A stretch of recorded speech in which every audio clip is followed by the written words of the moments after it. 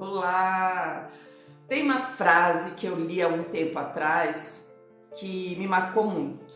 Perdoe os outros não porque eles merecem perdão, mas porque você merece paz.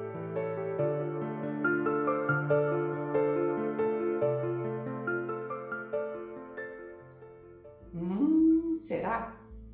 Eu não sei quem é o autor dessa frase. Se você souber, manda para mim o nome, porque é uma frase que impactou demais na minha vida. Eu li em algum lugar, numa rede social qualquer, mas ela me atravessou como poucas palavras conseguem fazer. Quando eu li a primeira vez, no primeiro instante, eu achei bonita. Depois eu achei verdadeira. E depois eu precisei admitir que eu tenho uma confissão. Eu nunca tive muita facilidade em perdoar. Aliás, pelo contrário, essa é uma das minhas maiores vulnerabilidades. Perdoar, para mim, é desafiador. E por mais que eu estude sobre comportamento humano, emoções e desenvolvimento pessoal, por mais que eu fale, escreva sobre crescimento interior, estude o cérebro, pesquise, essa ainda é uma pedra no meu sapato. Nós temos, já falei várias vezes, 24 forças internas muito poderosas, que são forças de caráter. E isso é tudo descrito lá na psicologia positiva. Algumas são mais naturais para mim, como a gentileza, a gratidão e a criatividade. Outras, nem tanto. Pois bem, o perdão é uma das forças que mais me desafia. O modelo das 24 forças de caráter, ele foi desenvolvido, já falei também em outros vídeos, pelos psicólogos Martin Seligman e Christopher Peterson. E esse modelo ele descreve as nossas qualidades interiores, qualidades humanas, que quando são exercidas nos aproximam de uma vida com mais sentido, mais bem-estar e propósito. E elas são distribuídas em 6 grandes virtudes, que é a sabedoria, a coragem, a humanidade, a justiça, a temperança e a transcendência. O perdão, ele está na virtude da temperança, faz parte da temperança, ao lado da humildade, da prudência e do autocontrole. Perdoar exige uma contenção profunda dos seus impulsos mais reativos, exige compreender antes de julgar, exige soltar quando tudo em nós grita para manter lá dentro, preso. E perdoar o que é? Não é esquecer. E essa é uma das maiores confusões que nós fazemos. Às vezes, a gente acha que perdoar é fazer de conta que não aconteceu. Isso não existe, não tem como. Vai continuar lá. Então, como é que faz para perdoar? Perdoar é lembrar daquilo que aconteceu, ofensa, traição, injustiça, e não sentir mais aquela emoção negativa atrelada a lembrança. Lembrar e não sentir dor, lembrar e mesmo lembrando do que aconteceu, estar em paz. Você consegue? Para mim é desafiador. A psicologia positiva, ela nos ajuda a entender o perdão como uma habilidade que pode ser treinada. E essa é a notícia boa, né? A gente pode aprender a perdoar. É uma habilidade que pode ser desenvolvida como um músculo. E as pesquisas mostram que as pessoas que conseguem perdoar com mais facilidade, elas apresentam níveis mais altos de bem-estar, menos sintomas de depressão, menos ansiedade, e os seus relacionamentos se tornam muito mais saudáveis. Ou seja, perdoar libera aquela energia emocional negativa, cria um espaço dentro da gente. E o mais importante, o perdão beneficia muito mais quem perdoa do que quem é perdoado. E mesmo sabendo de tudo isso, ainda é desafiador.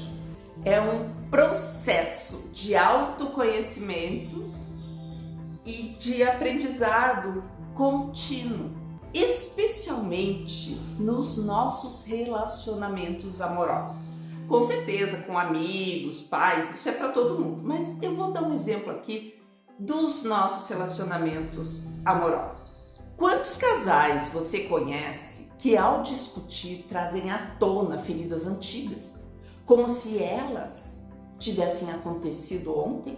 Mais ou menos assim, ó. Mas você tá fazendo igual naquela vez que me deixou sozinho na festa, ou Isso é igual quando você mentiu para mim sobre aquele jantar. E lá vão os dois abrindo baú de mágoas, esfregando o passado um no outro, como se isso fosse resolver o presente. A verdade é que quando não há perdão real, não há futuro possível. Apenas um ciclo vicioso de mágoas, ressentimentos e desconfiança. Os casais que não perdoam vão se desconectando pouco a pouco. Cada mágoa guardada é como uma camada de gelo entre os dois. Com o tempo, o calor do amor já não é suficiente para derreter tanto frio acumulado, até que tudo esfria de vez e acaba. Perdoar nesses casos é uma escolha consciente de não transformar o erro do outro em uma sentença perpétua. É decidir seguir em frente com leveza, mesmo lembrando do tropeço e dizer: eu me lembro, mas escolho não usar isso contra você. O escritor e pensador Lewis Mendes, ele tem uma frase que diz: perdoar é liberar um prisioneiro e descobrir que o prisioneiro era você. Às vezes, nós acreditamos que manter a mágoa é uma forma de fazer o outro pagar pelo que fez. Mas o que realmente acontece? É que somos nós que permanecemos acorrentados ao passado. Somos nós que revivemos a dor. Somos nós que deixamos de viver plenamente o presente. E veja bem, perdoar não é concordar com o que foi feito, não é passar pano, não é permitir que se repita. O perdão não elimina as consequências do erro, mas transforma a nossa relação com ele. Nós podemos perdoar e ainda assim impor limites. Podemos perdoar e ainda assim nos afastar. O perdão ele é interno, é um processo íntimo de libertação. Não depende de reconciliação com o outro, mas de reconciliação com o nosso próprio coração. Na minha jornada pessoal, eu percebi que o primeiro passo para perdoar é reconhecer a dor, nomeá-la, validá-la. Que dor é essa que eu estou sentindo? E o segundo passo é acolher a própria humanidade e a humanidade do outro. Nós somos todos imperfeitos, todos erramos, todos decepcionamos e também nós somos decepcionados.